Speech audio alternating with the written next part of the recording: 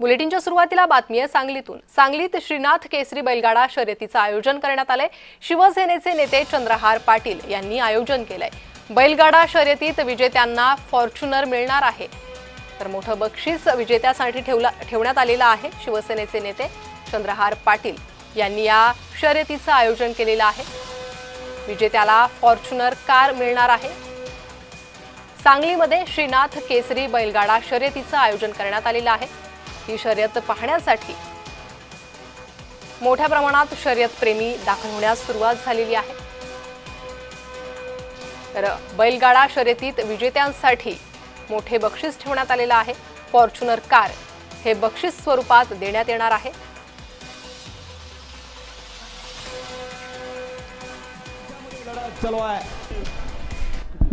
हा येऊ द्या, शेवटचा गट या मैदानातला 55 आदतवाले गाड्या आता नाचला। हे सायरन देव, विजू सायरन द्या।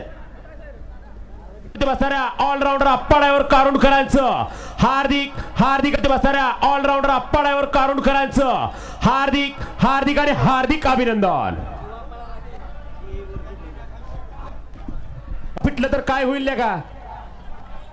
घ्या त्याला खाली घ्या। तर या शर्यतीला सुरुवात झालेली आहे।